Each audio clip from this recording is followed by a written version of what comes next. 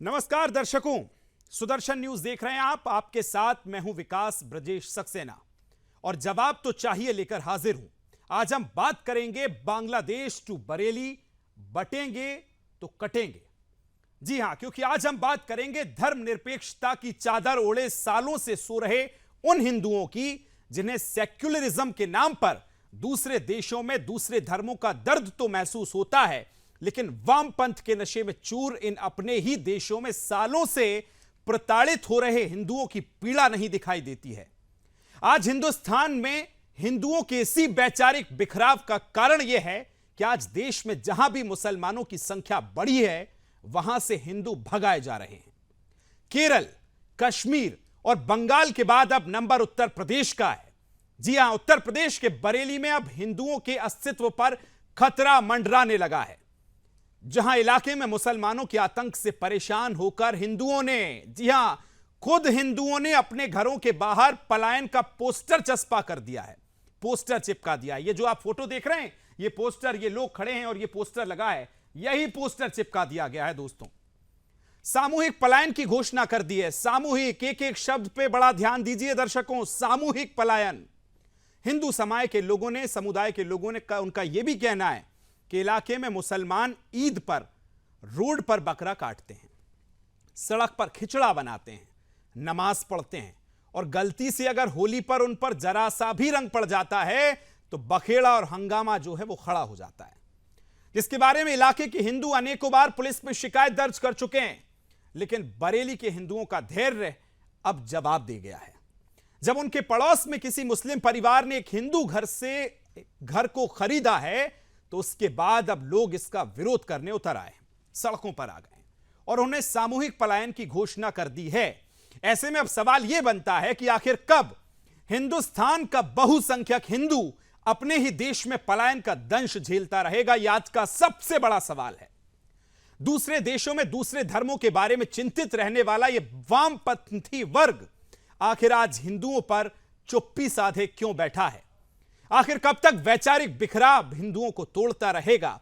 आखिर कब इस देश में हिंदू सेक्युलरिज्म की निद्रा से जागकर एक होगा? और आखिर कब इस देश में मुसलमानों की मनमानियों को धर्मनिरपेक्षता के नाम पर नजरअंदाज कब तक किया जाता रहेगा? यह सबसे बड़ा सवाल है। करेंगे आज इसी पे चर्चा। पूरा पैनल मेरे साथ मौजूद है, खास मेहमान मेरे साथ जुड़ गए। लेकिन उससे पहले आपको किस तरह ये पलायन के पोस्टर लगे उसकी एक छोटी सी रिपोर्ट दिखा रहा हूं और लौटेंगे तो करेंगे आज इसी पर चर्चा।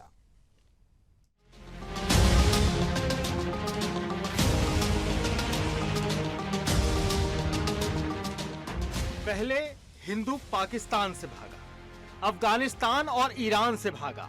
हिंदुओं के देश से अनेकों मुस्लिम देश बनाए गए, लेकिन इसके बावजूद हिंदुओं की नींद नहीं खुली। परिणाम यह हुआ कि आगे चलकर हिंदुओं को अपने ही देश में केरल, कश्मीर और बंगाल से भागना पड़ा। लेकिन ये बेहद अफसोस की बात है कि अतीत में मजहब के नाम पर हर क्षण सताए गए हिंदू आज भी धर्मनिरपेक्षता के नाम पर बटे हुए हैं। आज बरेली जनपद में अपने हाथों में पलायन का पोस्टर लिए बेबस हिंदुओं की ये तस्वीर ये दिखाती है कि हिंदुओं ने इतिहास से कुछ नहीं सीखा और आज भी हिंदुओं में एकता की भारी कमी है। क्योंकि अगर हिंदुओं में एकता होती तो आज न तो बरेली के हिंदुओं को पलायन की धमकी देते हुए उनके घरों के आगे पलायन के पोस्टर लगाए जाते और न ही आज बरेली जनपद के बेबस हिंदू अपने पुश्तैनी जमीन को बचाने के लिए अपने हाथों में पोस्टर लिए प्रदर्शन करते। धर्मनिरपेक्षता के नाम पर आज वैचारिक रूप से बटे हुए इन्हीं हिंदुओं पर उत्तर प्रदेश के मुख्यमंत्री योगी आदित्यनाथ ने बांग्लादेश में हिंदुओं की दयनीय स्थिति का जिक्र करते हुए कहा कि बटेंगे तो कटेंगे, एक रहेंगे तो नेक रहेंगे। बहनों और भाइयों, राष्ट्र से बढ़कर के कुछ नहीं हो सकता, कुछ नहीं हो सकता। और राष्ट्र तब सशक्त होगा जब हम एक रहेंगे, नेक रहेंगे, तभी नेक रहेंगे। बटेंगे तो कटेंगे। आप देख रहे हैं ना, बांग्लादेश में देख रहे हो ना, तो वो गलतियां यहां नहीं होनी चाहिए। बटेंगे तो कटेंगे, एक रहेंगे तो नेक रहेंगे। सुरक्षित रहेंगे और समृद्धि की पराकाष्ठा को पहुंचेंगे। आज बरेली जनपद के हिंदुओं के इसी वैचारिक बिखराव का दंश झेल रहे हैं, जिन्होंने इलाके में मुसलमानों की मनमानियों से परेशान होकर अब सामूहिक पलायन का मन बना लिया है। ऐसे में सवाल यह है कि रोज धर्म के नाम पर प्रताड़ित होने वाले हिंदुओं की सोई चेतना कब जागेगी और आखिर कब तक हिंदू अपने ही देश में पलायन की मार झेलता रहेगा। Bureau report, Sudarshan news.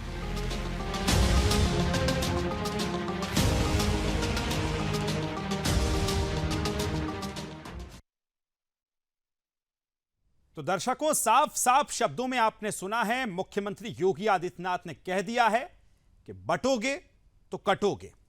अब जैसे ये बात उनकी तरफ से कही गई है, इस पे सियासत होना तो लाजमी है, क्योंकि बहुत सारे ऐसे नेता हैं जो सिर्फ हिंदू शब्द सुनते हैं तो सुनेंगे बाद में और बोलेंगे पहले।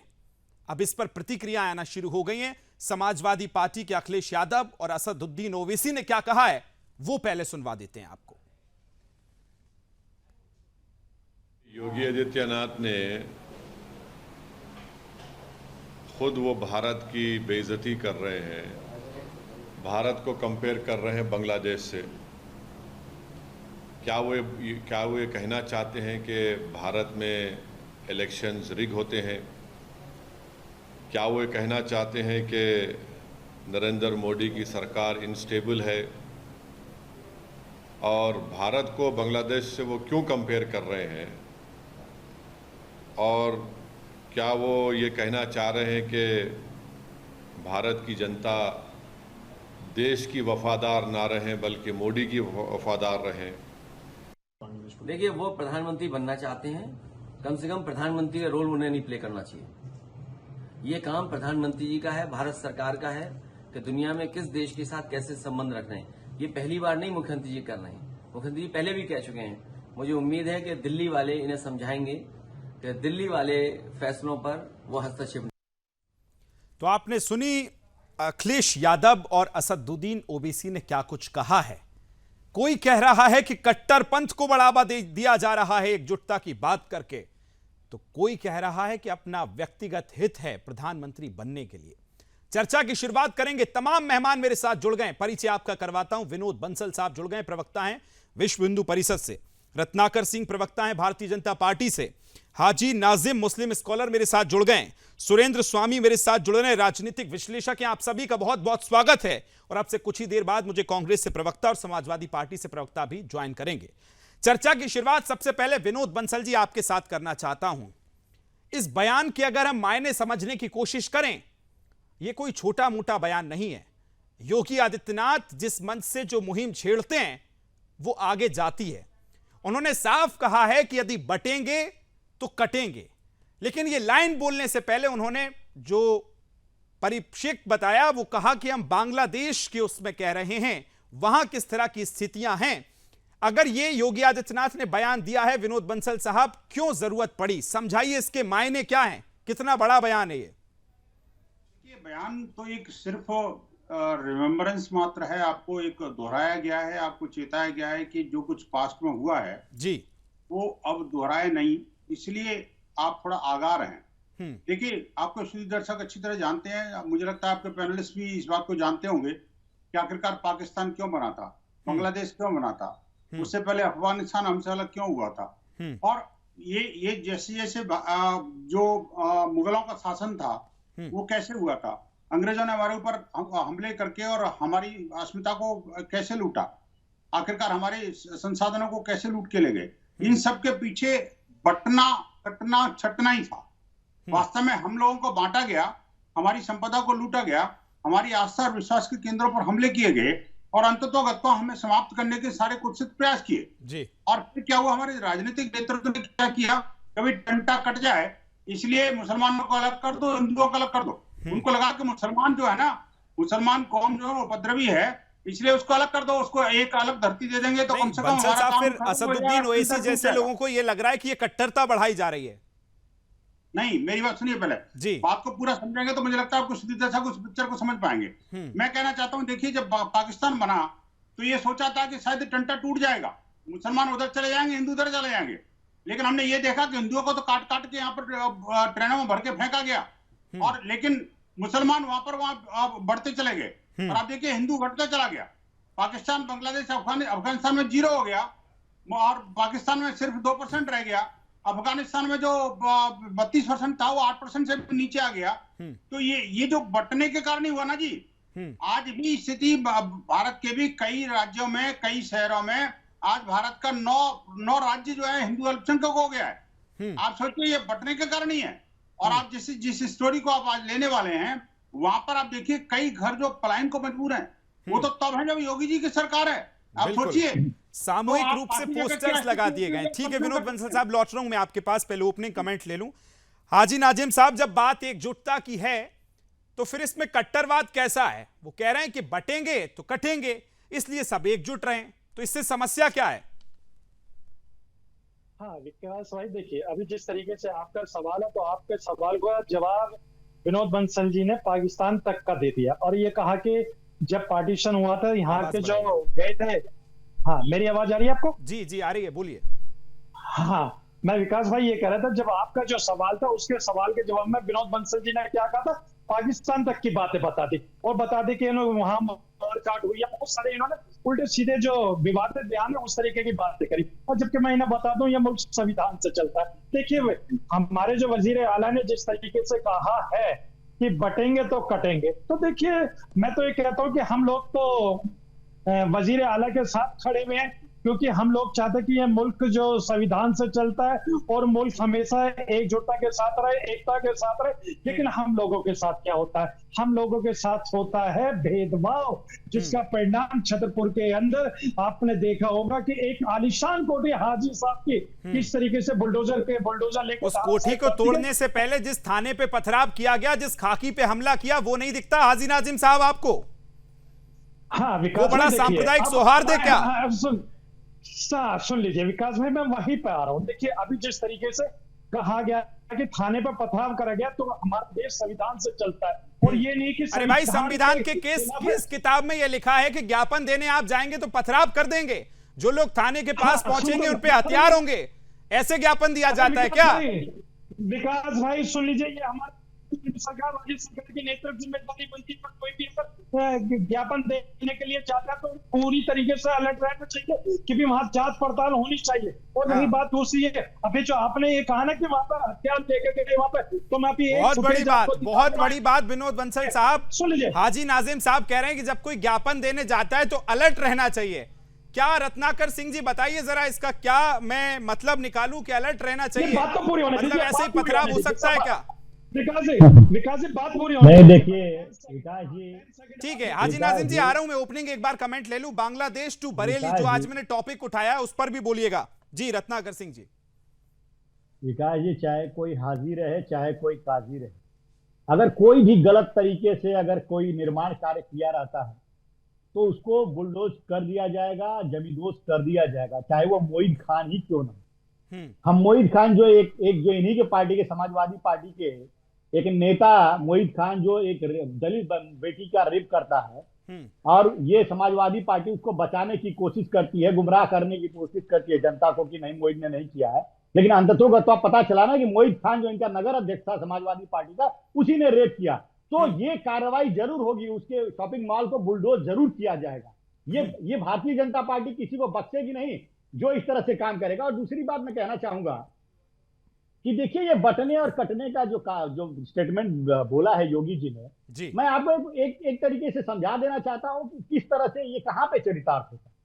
देखिए धर्म के नाम पे एक देश पहले भी बढ़ चुका है। अगर देखेंगे तो भारत और पाकिस्तान धर्म के आधार पर ही विभाजन हुआ, और अब विपक्षी पार्टियां जातीय जनगणना, जातियों को एक दूसरे से लड़ा करके, जातीय जनगणना करा करके, पीडीए का फार्मूला ला करके जातियों को एक दूसरे से लड़ाने का जो काम कर रही है, निश्चित रूप से अगर इस तरह से लड़ाने का काम करेगी तो जाति या देश जो है जातियों में बट जाएगा। योगी जी का यही कहना है कि आप बटिए मत, आप अगर बटेंगे तो कटेंगे। मैं एक आपको उदाहरण भी देना चाहता हूं। जब यही पाकिस्तान, जब भारत से टूटकर पाकिस्तान बना था, तो उस समय जोगिंदर मंडल जोगिंदर मंडल नाम के एक व्यक्ति थे जो पाकिस्तान में लॉ मिनिस्टर बने थे। वो यहाँ से वो गए, वहां पे लॉ मिनिस्टर बन गए। भाई आप तो दलित समाज से आते हैं, आपको लॉ मिनिस्टर बना दिया जाएगा, आप हमारे पाकिस्तान में रह जाइए। लेकिन कुछ दिन बाद जब ऐसी परिस्थिति हुई कि वहां पे पूरे गांव को, जो दलित का गांव था, उसके ऊपर हमला कर दिया जाता है। बिल्कुल।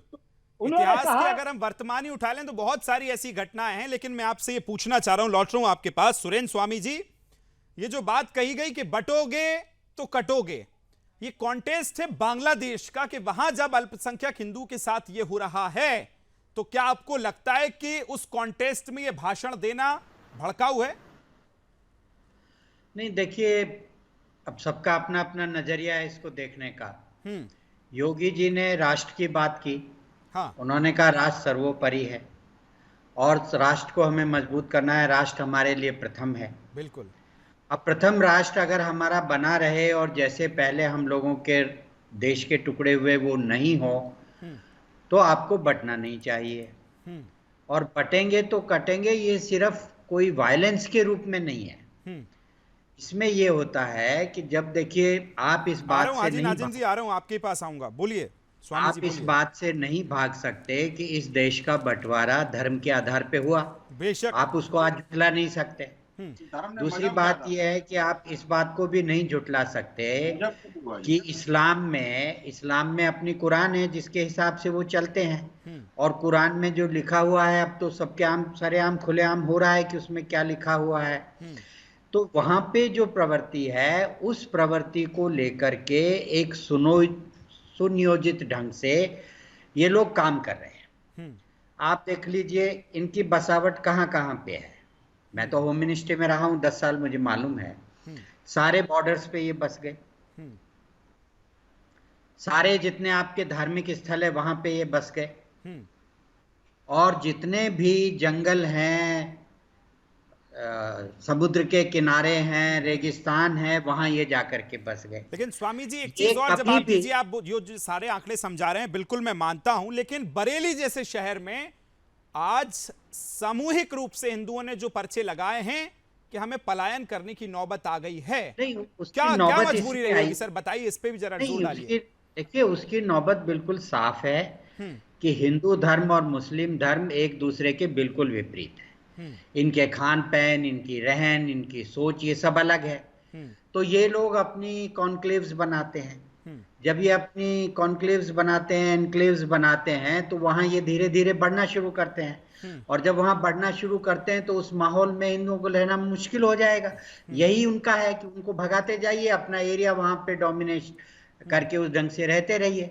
ये क्यों नहीं अलग अलग जगहों पे रहते हैं, ये क्यों सब एक जगह इकट्ठे होकर के रहना चाहते हैं?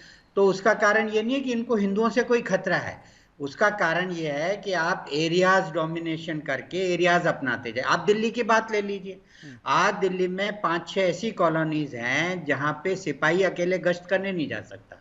ठीक है सर, इस पे मैं जवाब ले लेता हूं। हाजी साहब आपके पास आ रहा हूं। अभी आपने कट्टरता की बात की, तो मैं सिर्फ ये पूछना चाहता हूं कि आज योगी बाबा ने जो बयान कल दिया है उसके बाद सियासत शुरू हुई है। सीधा सा मेरा सवाल है, और शब्द सुनिएगा, कि बांग्लादेश के नाम पर अगर हिंदुओं को चेताना, जो तथाकथित तौर पे भड़काना भी कहा जा रहा है, बांग्लादेश के नाम पर हिंदुओं को अगर भड़काना है तो गाजा के नाम पे फिर मुसलमानों को उकसाना क्या है भाई? संसद में खड़े होकर जय फिलिस्तीन के नारे लगाना क्या है भाई? गाजा के खिलाफ समर्थन देना सामूहिक रूप से, वो क्या है भाई? बताइए नाज़िम साहब। विकास जी, अगर आप इसको सोचेंगे ना, आप कभी भी देखिए पाकिस्तान में हिंदू घटते चले गए, कभी क्या हिंदुस्तान के मुसलमानों ने कोई जुलूस निकाला? क्या कभी उसकी खिलाफत की? आप ओवैसी से लेकर के हाजी तक पूछ लीजिए, कहेंगे जी हमने हाजी नाजिम साहब से मैं जवाब ले रहा हूं। स्वामी जी लौट रहा हूं, आपके पास आ रहा हूं। हाजी नाजिम साहब जवाब दीजिए। हाँ देखिए, मैं आपके सवाल का जवाब देता हूँ। अभी जब मैंने कहा था कि छतरपुर की घटना मैंने हाजी साहब के बारे में बताई कि उनका आलीशान बंगले को धराशायी कर दिया, तो आपने ये कहा था कि उन्होंने पुलिस पे पथराव कर दिया, हथियार लेकर आए थे, ज्ञापन लेकर। तो मैं अभी अपने कैमरामैन से कहना कि मैं एक वीडियो दिखाने जा रहा हूँ जिसमें एक पुलिस अधिकारी अपने आप को बताता है कि देखिए भाजपा के कार्यकर्ताओं ने किस तरीके से पत्थरबाजी की। तो मैं पूछना चाहता हूँ रत्नाकर सिंह कि क्या आप उन भाजपा के कार्यकर्ताओं पे जिन्होंने पुलिस प्रशासन में पत्थरबाजी करी है।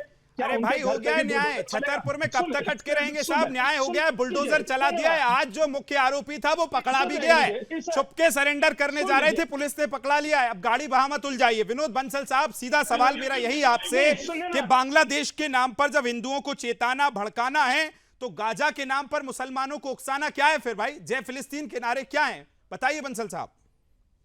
सिर्फ गाजा पे बाजा नहीं बजा रहे हैं। आपको याद होगा फ्रांस का वो कार्टून के लिए इन्होंने तो नरसंहार करने की भी ठान ली। पूरी दुनिया ही नहीं, भारत देश में है, जब उस कार्टून से कोई लेना देना नहीं।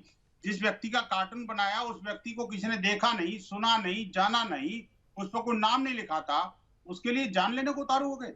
नूपुर शर्मा ने इन्हीं की बात को इन्हीं के सामने इन्हीं टीवी चैनल पर बोल दिया तो ये बलबिला गए।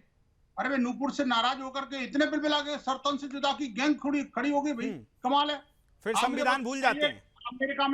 अमेरिका में, इंग्लैंड में, पाकिस्तान में, अफगानिस्तान में कहीं कुछ होता है तो ये तुरंत झंडा लेके खड़े हो जाते हैं। आप देखिए, हमास का झंडा लेकर के, आतंकवाद का झंडा लेकर के खड़े हो जाएंगे। लेकिन जब हिंदुओं के ऊपर हमला होता है और यही जिहादी करते हैं तो किस बिल में घुस जाते हैं, ये बड़ा शर्मनाक है। ठीक है, आज देख लेते हैं विनोद बंसल जी, जो आप कह रहे हैं आज यही देख लेता हूं मैं। हाजी नाजिम साहब, जो अल्पसंख्यक बांग्लादेश में हिंदुओं के साथ हो रहा है, उनके खिलाफ क्या आप बोलेंगे, बताइए। हाँ देखिए, अभी प्रदर्शन करेंगे, जुलूस निकालेंगे कि सुन लीजिए, जब हाजी सुनता कौन है, जानता कौन है, नहीं मैं पूछ रहा हूँ, बोलिए हाजी नाजिम साहब, बोलेंगे? जुलूस निकालेंगे क्या? बोलेंगे की तरह जुलूस निकालेंगे क्या? ठीक है, सुन लीजिए, बोलिए हाजी नाजिम, बोलिए। अरे सुन लीजिए, राजनीतिक विषय सुन लीजिए, बड़े काम की चीज है। देश में अच्छा मैसेज जाएगा। हाँ देखिए, अभी आपने बंगाल की बात की, भारत का मुसलमान, बांग्लादेश की बात कही मैंने, बंगाल की नहीं। हाँ देखिए, मैं तो बंगाल की क्या बांग्लादेश की बात, आपके मन में बंगाल होगा, मैं अभी बांग्लादेश पे ही हूँ सर, अभी बंगाल पे मत आइए। हाँ चलिए बांग्लादेश देखिए, सुन लीजिए बांग्लादेश की बात। बंगाल को भी बांग्लादेश बनाने की कवायद कर रहे हैं, ये कर रहे हैं, बंगाल को भी बांग्लादेश बनाने की कवायद कर रहे हैं। टीएमसी के नेता, टीएमसी की ममता बनर्जी ने कहा है कि अगर बांग्लादेश से कोई आता है तो हम उसका दिल खोलकर स्वागत करेंगे। ये क्या दर्शाता है? ये यही दर्शाता है कि आप वोट बैंक की राजनीति करना चाहते हैं, वोटर बढ़ाना चाहते हैं। आप रोहिंग्या मुसलमानों को वोटर बना करके, आईडी बना करके अपने वोटर बढ़ाना चाहते हैं। ठीक है, हाजी नाजिम बोलिए, बांग्लादेश पे बोलिए, सिर्फ आप बोल रहे हैं, बोलिए। हाँ देखिए विकास जी, देखिए भारत का अमन पसंद मुसलमान अपने बांग्लादेश के हिंदू भाइयों, अरे हिंदू भाइयों के साथ खड़ा हुआ है। और देखिए, भारत का मुसलमान चाहता है कि बांग्लादेश को अखंड भारत का हिस्सा बना दीजिए। हम तो खुश होंगे कि कब वो दिन आएगा कि बांग्लादेश अखंड भारत का हिस्सा बन जाए, और पाकिस्तान को तो हम जब मर्जी बांग्लादेश। अरे अखंड भारत ही था हाजी नाजिम साहब, अखंड भारत ही था, तोड़ा किसने? जरा इस पे स्टडी कीजिए, क्यों टुकड़े हुए, इस पे स्टडी की। अखंड भारत ही था। मेरी स्टडी पूरी तरीके से बैठता हूँ तैयारी करके। बताइए फिर, बोलिए ना। हाँ तो मैं तो कह रहा हूँ कि अब सुनहरी मौका बांग्लादेश को वापसी भारत में मिलाने के लिए। और रही बात ये कि जिस तरीके से भी रत्नाकर जी ने कहा इस्लाम के बारे में, और अभी हमारे सुरेंद्र जी भी करे तो मैं पसंद कि मेरे इस्लाम के अंदर हमेशा अमन में पसंद का मैसेज देते हैं, आवाम को परेशानी ना हो, आवाम को करते कुछ और है। अरे क्या है विनोद बंसल जी, आप तो सिर्फ और सिर्फ एक नफरत का नैरेटिव लेकर बैठे हुए, और आपका और कोई एजेंडा नहीं, सिर्फ और सिर्फ मुसलमानों को किस तरीके से बदनाम करना। आप लोग अपना अरे सुन लीजिए, हम लोग संविधान, मुझे ये लोग संविधान को नहीं मानते, हाजी नाजिम बात करेगा आप लोगों से, संवैधानिक बात करेगा, क्योंकि हमने संविधान को चुना है। और सुन लीजिए, ये मुल्क में संविधान से चलेगा। अच्छा ठीक है, एक मिनट, आपने संविधान की बात कर दी है, बहुत बड़ी बात कर दी। अब मैं एक सवाल पूछता हूं हाजी नाजिम, जब धर्म के आधार पर कोई बयान दिया जाता है तो आप संविधान की दुहाई देने लगते हैं, और जब किसी धर्म विशेष पे बात होती है तो फिर शरीयत पे क्यों चले जाते हैं साहब? जब कोई मन से खड़े होकर कहता है कि मोदी जब पहाड़ों में चले जाएंगे, योगी जब मठ में चले जाएंगे, कौन आएगा बचाने? फिर इस पर आपकी जबान नहीं खुलती है, तब संविधान के हिसाब से अमन शांति का पैगाम नहीं सुनाते आप? विकास जी धर्म मत बोलिए, अरे सुन लीजिए। देखिए अल्लाह का शुक्र है, अल्लाह का शुक्र अदा करता हूँ कि मेरा मजहब इस्लाम है और मैं भारतीय मुस्लिम हूँ। अल्लाह का शुक्र है, मैं गर्व से कहता हूँ। और सुन लीजिए अभी जिस तरीके से सुन लीजिए, अल्लाह का शुक्र है। ठीक है, इस पे मैं जवाब लूंगा। एक छोटा सा वक्त यहाँ ब्रेक का हो रहा है, ब्रेक के बाद लौटेंगे तो और जानेंगे किस तरह से बांग्लादेश टू बरेली चल रहा है।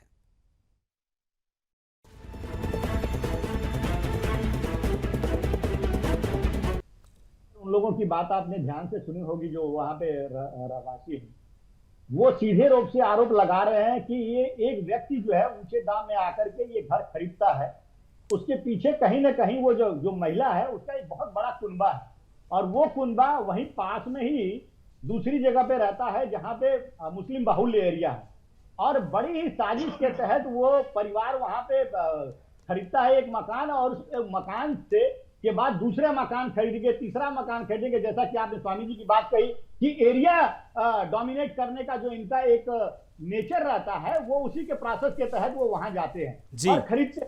और वहां पे उन लोगों ने कहा कि अगर ये वहां पे जो जिसकी दीवार उससे सटी हुई है, हमारे यहाँ तीज होता है, त्योहार होता है, होली होता है, दीपावली, नवरात्रि होता है, और इनके यहाँ पे इनके धर्म में मजहब में क्या होता है कि ये प्रतिदिन जो है नॉनवेज खाते हैं, बाहर भी बनाकर खाते हैं। तो इस तरह की जो वहां पे कहीं ना कहीं सांप्रदायिक सौहार्द बिगड़ जाएगा अगर वहां पे बाहर पकाना शुरू कर देंगे, इनके लोग आकर के वहां पे बैठकी करना शुरू कर देंगे। देखा ना आपने, वो एक गली है, वकील गली बोलते हैं जिसको, वो एक गली है जहां पे गिने चुने मकान है। बोलिए क्या बोल रहे हैं हाजी नाज़िर साहब, बोलिए, फिर आ रहा हूं विनोद बंसल जी आपके पास।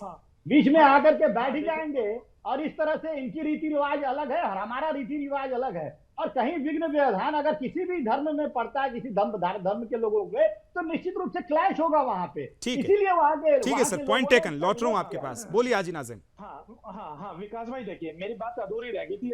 आपने जो एक पर्सन किया था मोदी जी के बारे में भी, मुल्क के वजीर आजम के बारे में बात करी थी, तो मैं ये कहता हूँ कि ये मुल्क संविधान से चलता है। देखिए सर, अभी आपने अरे सुन लीजिए, पता नहीं मैं विनोद बंसल जी के तो पेट में दर्द चालू हो जाता है जब मैं बोलना चाहता हूँ। सुन लीजिए, अच्छे डॉक्टर से इलाज करवाइए, अच्छे डॉक्टर से आप इलाज करवाइए, ठीक हो जाएगा।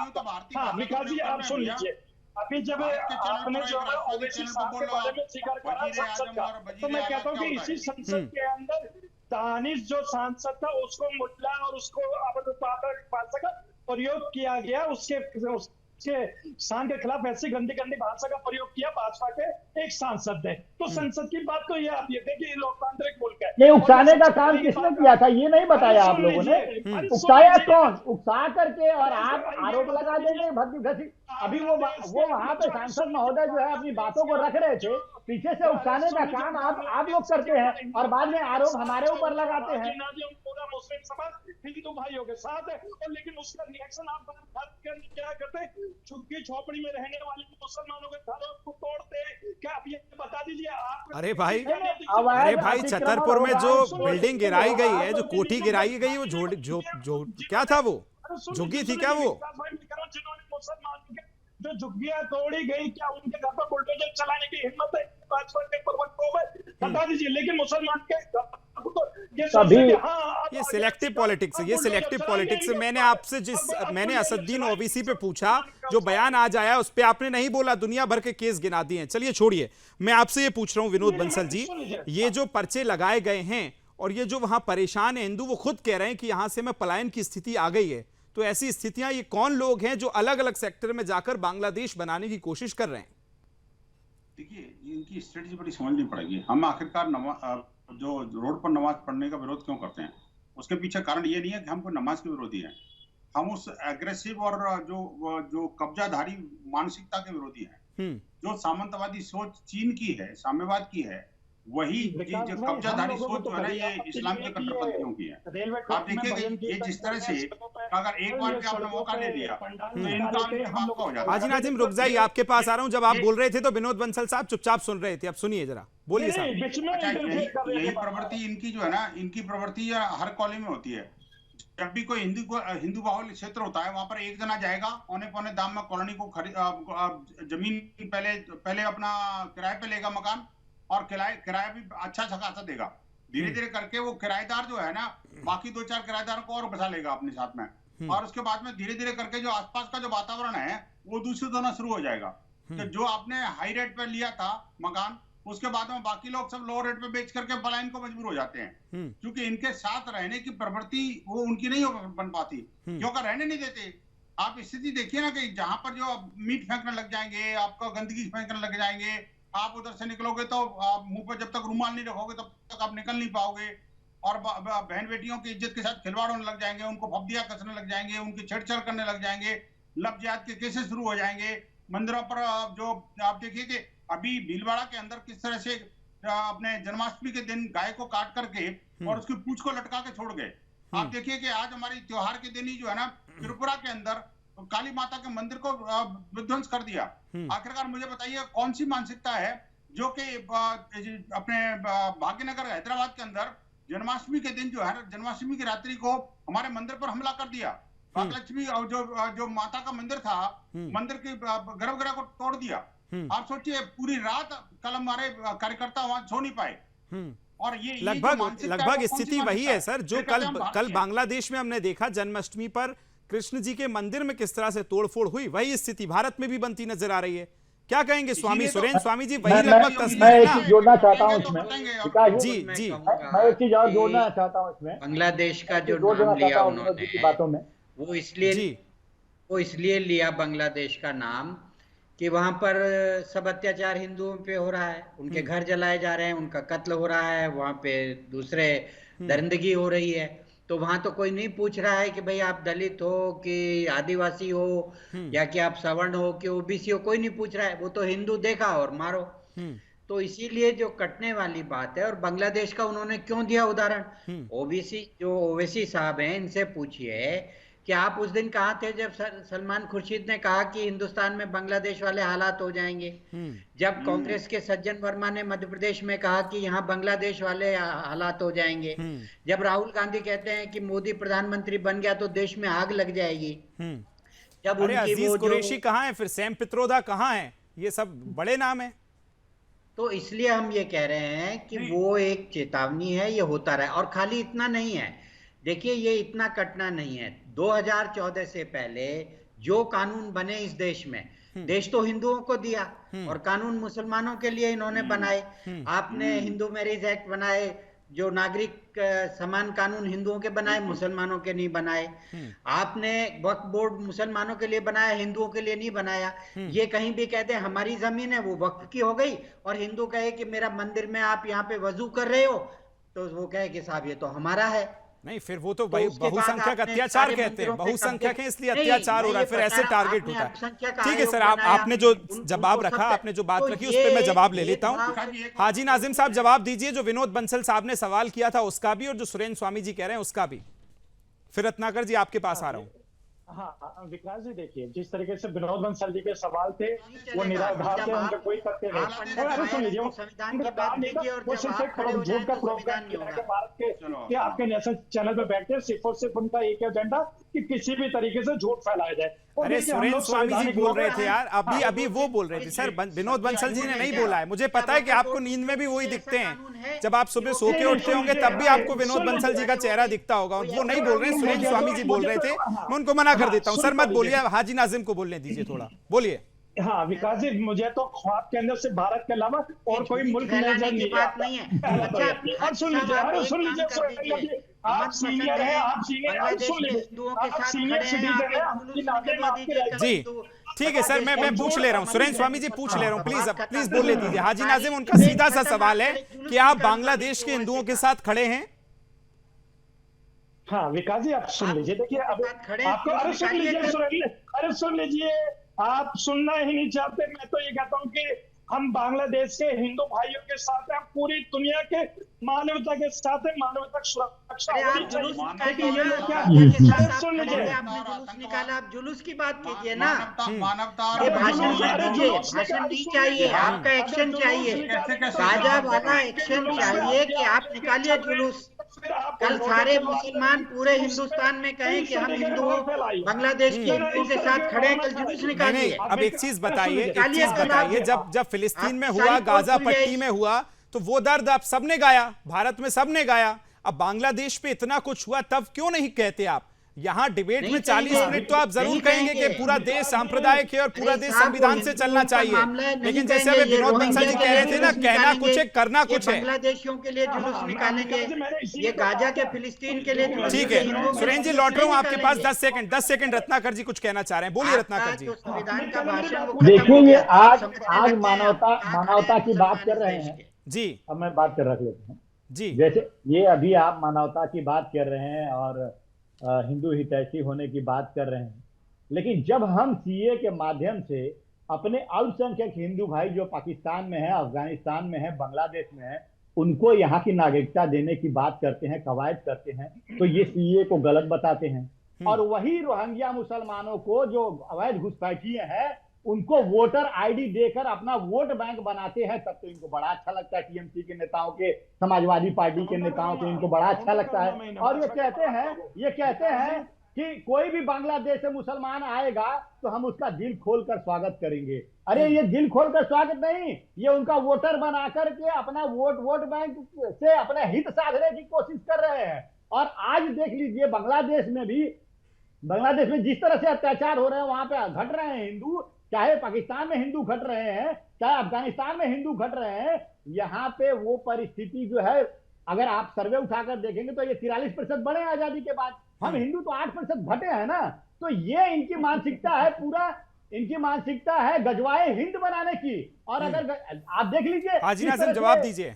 ठीक है सर, ठीक है, मैंने पूछ लिया। सदन में ये जय फिलीपींस के नारे लगाते हैं, भारत माता की जय की बोलने की जगह ये जय फिलीपींस का नारा लगाते हैं। कल तो ये आके बोलेंगे पाकिस्तान जिंदाबाद और हमास का तिरंगा, हमास का झंडा लेकर जो है। ठीक है हाजी नाज़िम साहब, आपने खूब फिलिस्तीन पे बोला था, मैंने भी कई बार सुना आपने फिलिस्तीन के लिए आवाज उठाई थी। अब क्यों चुप हो जाते हैं आप हिंदुओं पे? सुन लीजिए विकास भाई, 10 में देखिए आपसे 10 सेकंड लूंगा, बड़ी इंपॉर्टेंट बात है जी। अभी देखिए पाकिस्तान जिंदाबाद के नारे आपके चैनल पर किसने लगाया? हाजी नाज़िम ने लगाया। अब भाजपा के प्रवक्ता ने जिंदाबाद के नारे लगाते हुए कहा कि नहीं, फिलीपींस जिंदाबाद, पाकिस्तान बोलने वाले पाकिस्तान जिंदाबाद ही बोलते हैं, हमास वाला जो है झंडा लेकर के। और वो अरे सर एक मिनट, मेरे पास बहुत कम समय रत्नाकर जी, 1 मिनट। हाजी नाज़िम साहब, मैंने 5 बार आपसे सवाल किए, या तो आप विनोद बंसल जी की गाड़ी में सवार हो जाते हैं या रत्नाकर जी की गाड़ी में सवार हो जाते हैं। भाई आपका कुछ है पॉइंट ऑफ व्यू तो बोलिए, 10 सेकंड दे रहा हूं आखिरी बार में आपको। हाँ, अब ये बताइए मुझे बोलना किस पे है? भारत में बोलना है पूरी डिबेट हो गई है, आप अब सवाल पूछ रहे हैं मेरे से कि बोलना क्या है। बटेंगे तो कटेंगे, क्या कहेंगे इस बयान पर? 10 सेकंड सुन लीजिए। हाँ, अगर मैं हाजी नाज़िम अगर इस बात को कहता ना, तो अभी आप कहते कि हाजी नाज़िम ने जिहाद फैला दिया, इसलिए मैंने आपसे ये सवाल आप ही के मुंह से करवाया। देखिए अब मैं आपको बता देता हूँ, सुन लीजिए, विनोद बंसल जी बड़ी इंपॉर्टेंट बात कहता हूँ। देखिए मैं ये कहता हूँ, पहली बात तो ना हम बटेंगे और ना हम कटेंगे। भारत जो है एकता वाला है और हम अपने हिंदू भाइयों पे दिल खोल के मोहब्बत लुटाएंगे, अपने हिंदू भाइयों को अपने गले से लगाएंगे। बेशक कि हम लोगों की मौलिकी करें, मोहब्बत और हिंदू भाइयों से, मोहब्बत और हिंदू भाइयों से। चलिए, ये संदेश आपने जो दिया है, ये अगर पूरी कौम फॉलो करे तो बहुत अच्छी बात है। नया संदेश, यही तो कहा है योगी ने कि अगर बटेंगे तो कटेंगे और नहीं बटेंगे तो एक साथ रहेंगे, जैसे सब रहते आए। राष्ट्र सर्वप्रथम होना चाहिए सभी का। विनोद बंसल जी आपका, रत्नाकर जी आपका, हाजी नाज़िम जी आपका और सुरेंद्र स्वामी जी आप बहुत शुक्रिया, आप धन्यवाद, आप मेरे साथ जुड़े। तो जिस तरह से बांग्लादेश टू बरेली ये मुद्दा उठा है और मुख्यमंत्री योगी आदित्यनाथ ने साफ साफ कहा है बटेंगे तो कटेंगे, इस पे विचार करने की जरूरत है। इस डिबेट में फिलहाल इतना ही, दीजिए इजाजत, जय हिंद।